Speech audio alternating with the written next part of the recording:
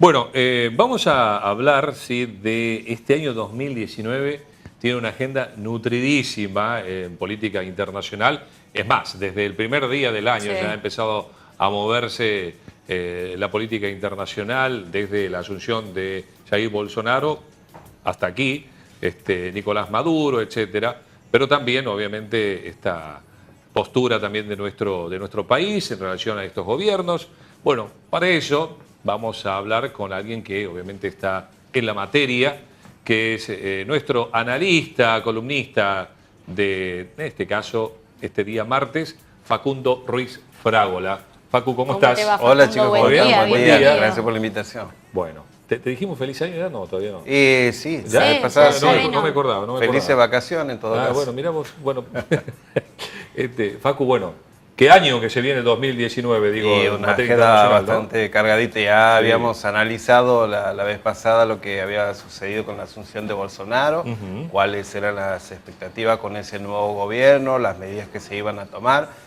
Y Bolsonaro que ha tomado un impulso bastante importante con respecto a su agenda y a lo que tiene que ser Brasil. De hecho está en Davos, va a ser la estrella del foro económico de Davos. Antes, hay que decirlo, la ausencia de los principales líderes mundiales, ¿no? Así que bueno, una vez sucedido lo de Brasil, decíamos que iba a ser muy importante lo de Venezuela, la asunción de Nicolás Maduro el 10 de enero, por lo tanto, digamos, eso iba a marcar otro hito en lo que es el año, digamos, la reconfiguración, si se quiere, política del continente, esperando a lo que va a ser el próximo 27 de enero, las primarias en Bolivia, que va a elegir en octubre a su nuevo presidente. Así que bueno, hoy que es el día del Estado plurinacional en Bolivia, hay actos a favor y en contra de Evo Morales, obviamente, porque digamos, ha tenido muchas dificultades el proceso que digamos, lo ha catapultado ahora digamos, a participar en una nueva elección buscando la cuarta magistratura, porque evidentemente, digamos, el referéndum no ha sido favorable, pero el Tribunal Superior ha convalidado su candidatura el año pasado, por lo tanto tendremos ahí en Bolivia elecciones, lo mismo que va a pasar en Uruguay, obviamente lo mismo que va a pasar en Argentina, con López Obrador en México y con una renovación en Perú.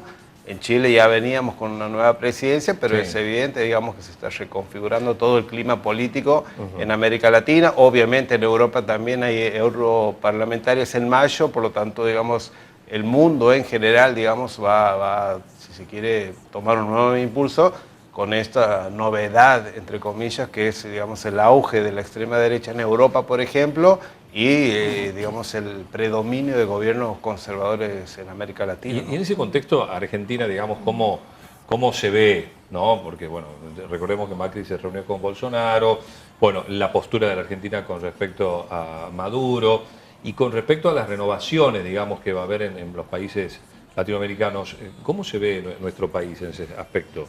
A ver, Argentina yo creo que es una incertidumbre a qué novedad puede plantearle hoy al mundo, ¿no? Más allá de lo del G20, digamos, que ha sido un éxito la organización, hemos hablado aquí, digamos, de la cuestión de seguridad, etcétera. Más allá de eso, no queda claro cuál es la agenda política de Argentina con respecto al mundo, ¿no? Pero sí tenemos en claro, por ejemplo, respecto al tema Malvinas, hay un abandono absoluto en la materia. Con respecto a Estados Unidos, vemos el alineamiento que tiene Argentina con la integración en este grupo de Lima, que es un grupo de países conservadores que actúan bajo la bandera de Estados Unidos. Por lo tanto, digamos, hay dos ejes bien claros ahí. Si me preguntas en materia económica, esto de la reunión con Bolsonaro podría ser una especie de relanzamiento del Mercosur, obviamente con otro tinte, porque además están en negociaciones lo que sería una Prosur, reemplazando la UNASUR, que era un instrumento político que tenían los países sudamericanos. Iván Duque, que es el presidente colombiano, está planteando, ¿no?, la idea de esta Prosur, que es, digamos, una especie de integración light.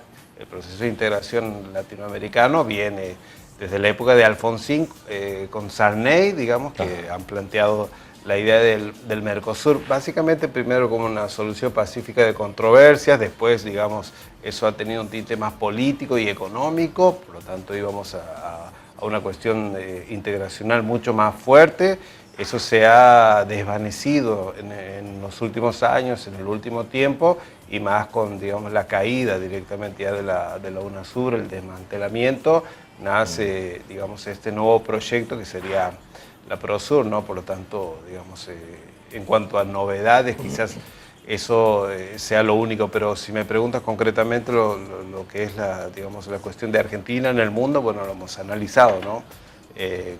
Quizás la cuestión esta de la integración es ajena a Argentina, va a buscar el Tratado de Libre Comercio.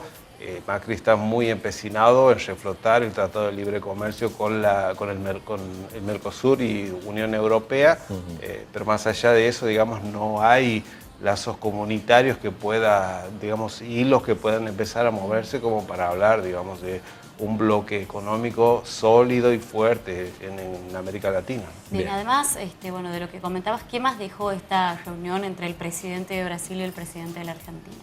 A ver, no mucho más que eso, me parece que son más señales, símbolos. En los últimos años Argentina y Brasil habían tenido, sacando, digamos, la relación política, ¿no?, sino una relación bastante conflictiva en cuanto a lo económico, porque obviamente Argentina, digamos, había vencido, si se quiere, a Brasil en materia económica. Brasil es un gigante, obviamente, ¿no? Pero estamos hablando de balanza comercial, ¿no? Por lo tanto, digamos, la balanza comercial de Argentina con respecto a Brasil había sido favorable en varios años, eso había abierto varios frentes. Por lo tanto, digamos, hay una especie de normalización y una búsqueda de algún consenso. Un Bolsonaro que, lejos, digamos, de la imagen que había mostrado en campaña, ahora estamos mostrando, por lo menos desde la imagen, desde lo gestual, sí, una persona mucho más moderada que va a buscar, digamos, los mercados mundiales, etcétera. Entonces, va a comer pancho en los carritos. Dudo, sí. Sí, digamos, está mostrando una imagen distinta a la que sí le habíamos visto en campaña.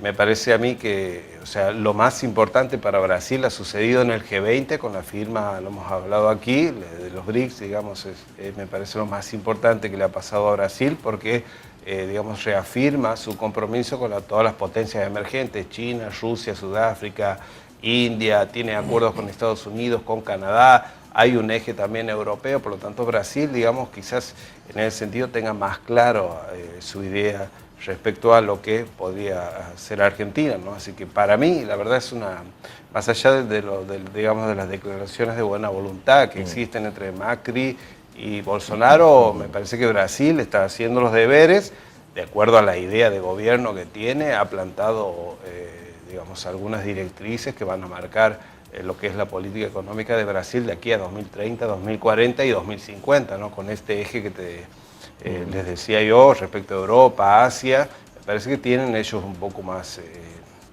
en cuanto a la política exterior, ¿no? Cómo administrar el comercio exterior, cómo administrar los aranceles externos comunes, cómo protegerse de los mercados invasores o los mercados, digamos, que pueden amenazar la industria brasilera, que es cosa que no pasa con la Argentina, ¿no? Por eso, digamos, es la duda que uno tiene respecto a esto, ¿no?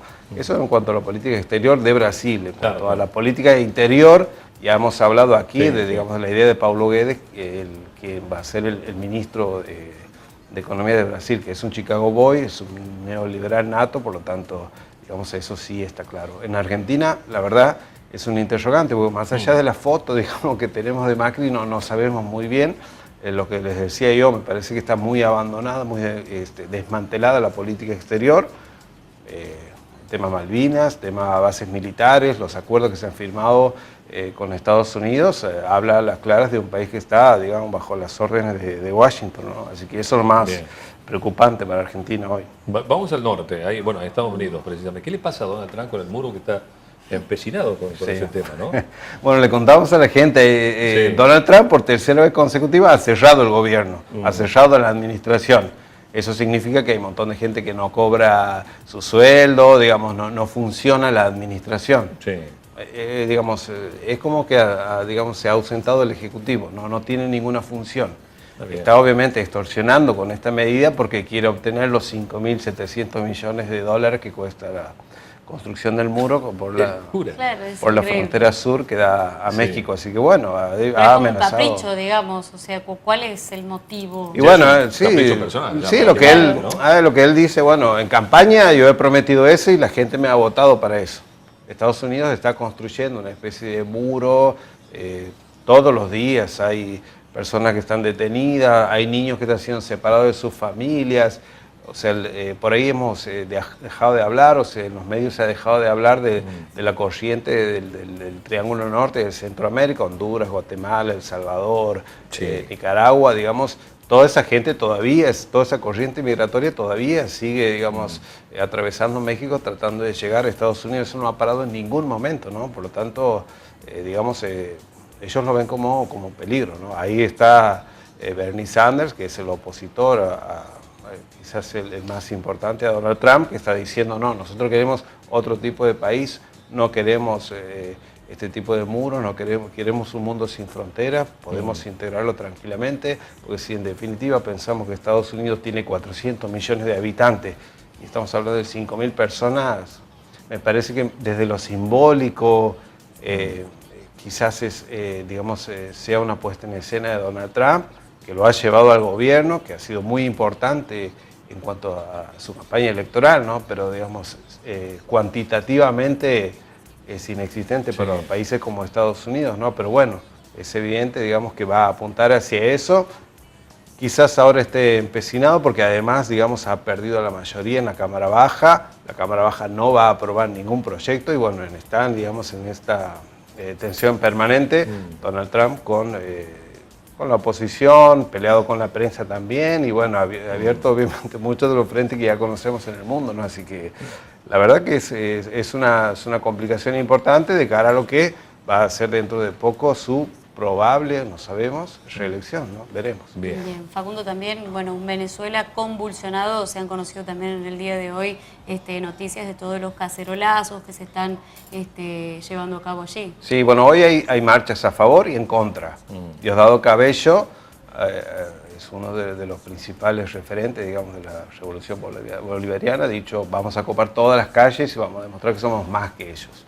La oposición, guiada por Juan Guaidó, que es el líder opositor, junto a Luis Borges. Bueno, hay varios opositores también que han citado a la gente a las calles, por lo tanto hoy va a ser un día de movilizaciones masivas. Nos recordemos que ayer ha habido un intento de golpe de Estado con 27 militares que se han sublevado, eso ha sido controlado, pero lo cierto es que nosotros lo habíamos anticipado, ¿no? Que quedan 6 largos años todavía de Maduro, con muchas presiones internacionales, con un gobierno que en ningún momento va a tener una legitimidad, así quizá como lo tienen el resto de los gobiernos de América Latina, ¿no? Pero bueno, Venezuela es un caso muy especial y seguramente vamos a... Más allá de hay países que sí lo apoyan, digamos, a Venezuela. Digo, hay algunos que lo reconocen como gobierno a Maduro o no. No, ninguno lo reconoce. La mayoría. La mayoría no lo reconoce. No, la mayoría lo reconoce. Me lo reconoce, claro. Sí, sí. Y bueno, incluso está teniendo apoyo también financiero, económico, apoyo tecnológico, militar. Hay una renovación del transporte, una inversión fuerte en vivienda. Hay una canasta de monedas que se está instaurando ahora, el Petro Soberano, que es un boicot, que está haciendo de controlador de la moneda, pero lo cierto es que tiene un bloqueo infinito por parte de Estados Unidos, de lo que te imagines, desde la visita de determinada gente hasta la inversión de determinadas empresas estadounidenses. Obviamente Estados Unidos es el principal interesado a que caiga el gobierno de Maduro, y bueno, básicamente ya sabemos, nos imaginamos por lo menos que es por los recursos naturales, ¿no? Así que bueno, esa crisis que vemos en Venezuela, hay una parte... digamos, responsabilidad de Maduro sí, pero obviamente el desabastecimiento ha sido programado, los bloqueos son programados, todos los movimientos para tratar de desestabilizar Venezuela han sido articulados desde Estados Unidos con agencias de publicidad. Bueno, la verdad que es bastante complejo como para poder explicarlo en unos minutos, ¿no? Pero lo cierto es que hay un interés muy claro que es el de Estados Unidos y por eso vemos que este grupo de Lima, que lamentablemente... no digo Argentina, lo integra Mauricio Macri junto con Piñera, bueno, todos los presidentes de signo conservador en América Latina, está apoyando, ¿no? Es evidentemente un golpe blando que se está tratando de dar, se apoyan en el caso de, como el de ayer en el ejército, pero lo cierto es que están, digamos, después de 2015 debilitada la oposición, ¿no? 2015 ha sido la victoria más importante de la oposición, la Mesa de Unidad Democrática, Capriles, Leopoldo López, han ganado esa magistratura, lo que pasa es que no han podido articular políticas, digamos, para poder pelear la presidencia, ¿no? Y Maduro con todas las dificultades les ha ganado con el 70% de los votos, ¿no? Tremendo. Sí. Bueno, y las otras cosas, digamos, que ya sabemos, la crítica a las elecciones, etcétera, es decir, es un país que en ningún momento va a tener paz, lamentablemente, ¿no? Esperemos que por lo menos desde el lado económico, desde el lado humanitario, puedan resolverse algunas cuestiones, porque la verdad que sí, gente que hace sufre, mucho gente daño. que sufre, ¿no? Y Sí, que migra, obviamente, porque, bueno, ante una situación tan difícil que vive su país, ¿no?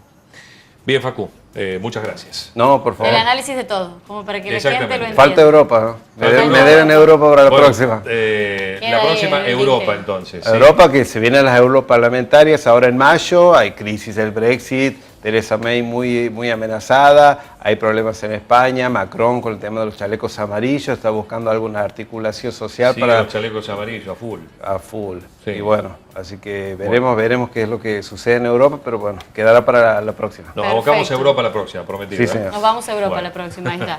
Muchas gracias. No, por favor, chicos, a ustedes. Bien, Facundo Ruiz Fragola, entonces, analista internacional con nosotros aquí en este Pulso Urbano, hablándonos acerca de esta realidad internacional en el contexto donde también nuestro país está situado, ¿no?